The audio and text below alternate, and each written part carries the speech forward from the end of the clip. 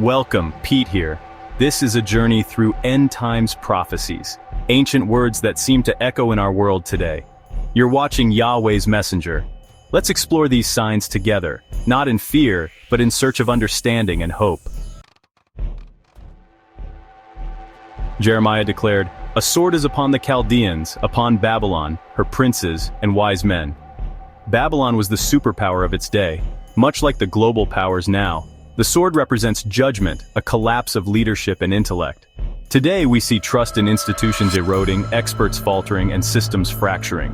This prophecy isn't just about war, it's about the downfall of pride and the limits of human power. Are we witnessing the shadow of this sword over our own modern Babylon? Jeremiah's prophecy sharpens. A sword is upon the liars, upon her mighty men, and they shall be dismayed. Deception and brute force, pillars of a corrupt society, are exposed. In our world, misinformation and propaganda abound. Truth is lost in the noise. The mighty, once symbols of security, now face confusion and crisis. Power and lies are being revealed as hollow. The sword of Yahweh exposes the fragility of what we trust. In the end, deception and brute force are worthless currencies. The prophecy widens. A sword is upon their horses, chariots, and mingled people. These words echo through the ages, warning of a time when the instruments of power and unity, whether ancient war chariots or modern machines of battle, are rendered powerless. The mingled people, a tapestry of cultures and backgrounds, once strong in their diversity, now face a common threat that does not discriminate. The sword, a symbol of judgment and upheaval, sweeps across the land, touching every aspect of society. The prophecy continues, "They shall become as women, a sword is upon her treasures, and they shall be robbed."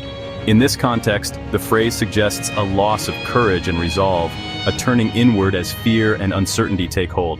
The treasures, once symbols of prosperity and security, are no longer safe. They are plundered not just by outside invaders, but by internal decay and corruption. The nation's wealth, both material and moral, is vulnerable to those who would exploit weakness. Military might, once the pride of the nation, is neutralized. The tools of defense and power are left in ruins, and the spirit of the soldiers is broken. No longer do they march with confidence. Instead, they retreat, burdened by defeat and disillusionment. The loss of resolve is not just on the battlefield, but in the hearts of the people.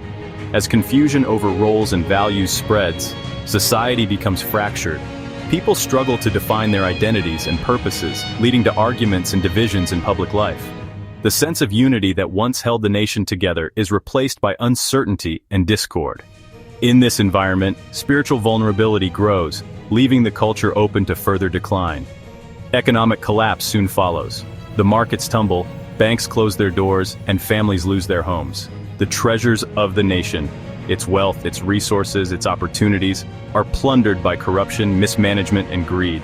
The dream of prosperity fades, replaced by anxiety and loss. The prophecy warns that when a culture loses its foundation, its shared values, its sense of purpose, its strength dissipates. The pillars that once supported society begin to crumble, and the infrastructure of daily life falls into disrepair. What was once strong and enduring now seems fragile and temporary. The result is unmistakable: decline, not progress. Streets that once bustled with life are now empty, businesses close, playgrounds are abandoned, and hope seems to vanish from the public square. The nation, once vibrant, now faces a future marked by uncertainty and loss. In the end, the nation's wealth and spirit are both at risk. The warning is clear. Without vigilance, unity, and a return to foundational values, both prosperity and identity can be lost to the sword of judgment. Jeremiah declares, "A drought is upon her waters, for it is the land of graven images, and they are mad upon their idols." Environmental crisis mirrors spiritual crisis. Our modern idols, wealth, fame, technology, distract us from what matters. Obsession with material things leads to spiritual barrenness and ecological collapse. The land mourns the state of its people. The drought is both physical and spiritual. Our relationship with the divine is inseparable from our stewardship of the earth. Revelation speaks of two witnesses with power to shut heaven, turn waters to blood, and smite the earth with plagues. Droughts, pollution, and pandemics echo these judgments. These events are not random. They're wake-up calls, signs of a higher power at work. plagues humble humanity, revealing the limits of science and government. The message looked beyond human solutions. These signs urge us to ask deeper questions about purpose and destiny. The earth's turmoil is a call to spiritual awakening. Jesus warned, "Woe to them that are with child, for there shall be great distress in the land." Motherhood, once a blessing, becomes fraught with fear in times of crisis. Societal breakdown leaves the vulnerable most exposed. Today, debates over life, family, and children reflect deep spiritual crisis. Economic and cultural pressures add to the distress. The prophecy measures a society's health by how it treats new life. When motherhood is overshadowed by fear, judgment is near. Yahshua prophesied, "Jerusalem shall be trodden down of the Gentiles until the times of the Gentiles be fulfilled." These words, spoken nearly 2,000 years ago, have echoed through the centuries, shaping the destiny of a city at the crossroads of faith, history, and prophecy. Jerusalem, revered by billions, has witnessed countless empires rise and fall, each leaving its mark on the city's ancient stones. From the Romans to the Byzantines, from the Ottomans to the British, foreign powers have ruled over Jerusalem, fulfilling Yeshua's prophecy as the city remained under Gentile control for generations. For centuries, Jerusalem was under foreign control, until a dramatic shift in the 20th century. In 1948, after centuries of longing and exile, the Jewish people returned to their ancient homeland, and the modern state of Israel was born. Then, in 1967, during the Six-Day War, Israeli forces recaptured the old city of Jerusalem, reuniting the city under Jewish sovereignty for the first time in nearly 2 millennia. These events were not just political milestones, they were moments that resonated with deep spiritual and prophetic significance. This marks a prophetic turning point. The celebrations that erupted across Israel and among Jewish communities worldwide reflected the sense that history itself was being rewritten.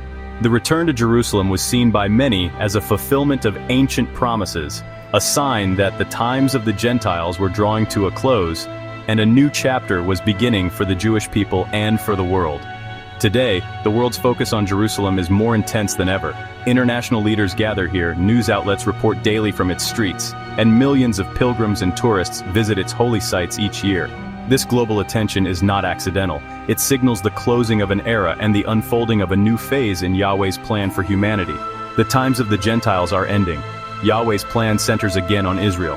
As Jerusalem thrives and its people return, ancient prophecies are coming to life before our eyes.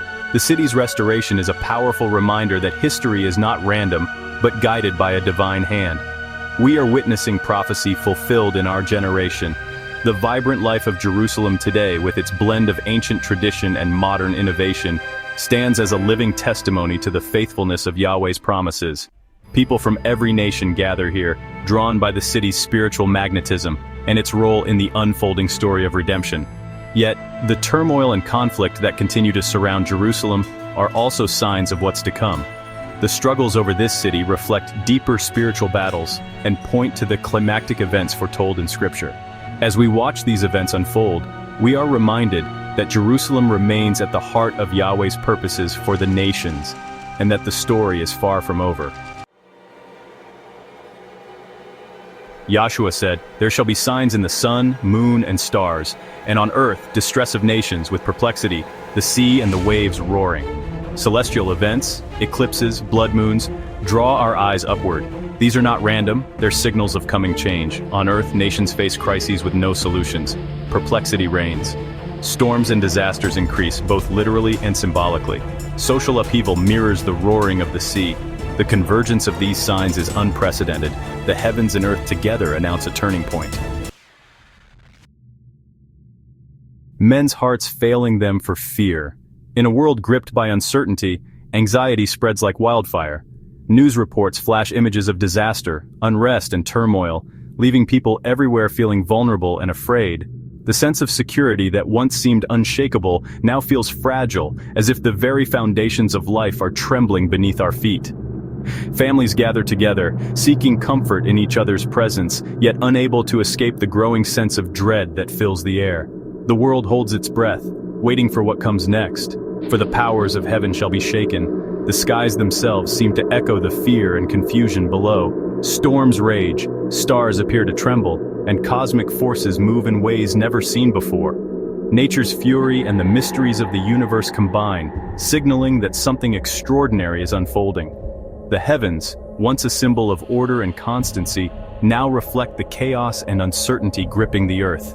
And then, in the midst of darkness and confusion, hope breaks through. The clouds part, revealing a radiant light that pierces the gloom. All eyes are drawn upward as a majestic figure appears in the sky, the Son of Man, coming in a cloud with power and great glory. This is not a hidden event, but a moment witnessed by all, unmistakable and awe-inspiring. Global fear and chaos reach a climax. Across cities and nations, people run in panic, protests erupt, and confusion reigns. The world seems to be spinning out of control, as if every certainty is being stripped away. Yet, in the midst of this turmoil, a new reality is dawning. The second coming is not hidden, it's a visible, undeniable event. People everywhere stop in their tracks, gazing upward in awe and wonder. The sky is illuminated with a light unlike any other, and the presence of the Son of Man is felt by all. No one can ignore or deny what is happening. It is a moment that transcends doubt and disbelief. For believers, these signs are not cause for fear, but for hope. In the midst of chaos, faith shines brighter than ever. Those who trust in the promises of Yahweh find comfort and courage, knowing that redemption is near. Their hearts are filled with peace even as the world trembles around them. Look up, for your redemption draws near. This is a call to lift our eyes above the turmoil, to focus on the hope that is coming. The dawn of a new era is at hand, and those who wait in faith will not be disappointed. The worst of times for the world is the best of times for the faithful. While chaos rages outside, those who trust in Yahweh find peace within. They comfort one another, pray together, and hold fast to the hope that sustains them through every trial. Judgment and deliverance arrive together. As the world faces its reckoning, a new light breaks through the darkness. Justice is served, and those who have waited in faith are delivered from fear and despair. The promise of redemption is fulfilled. Our response, faith, not fear. In these extraordinary times, let us choose hope over despair, courage over panic, and faith over fear. For the coming of the Son of Man is not the end, but the beginning of a new and glorious chapter for all who believe. Revelation describes two witnesses who prophesy for 1,260 days, clothed in sackcloth. They wield supernatural power, challenging the Antichrist and calling for repentance. After their ministry, they are killed, their bodies displayed in Jerusalem. The world celebrates, but after 3.5 days, Yahweh resurrects them before all. Their ascension and a great earthquake follow, striking fear and awe. This is Yahweh's final, dramatic witness before the end. Their story is one of courage, martyrdom, and ultimate vindication. I've been tracing these prophetic threads, not out of fear, but to stay awake and watchful. The convergence of signs, in society, nature, and Israel, is too strong to ignore. This is a time for preparation, not panic. Stay anchored in the word of Yahweh. It is our guide through the storm. The final chapter is being written, and we are witnesses. Let us be found faithful, watching and praying, for our redemption is near. I pray that you can get a blessing out of this message. Yahweh bless you all.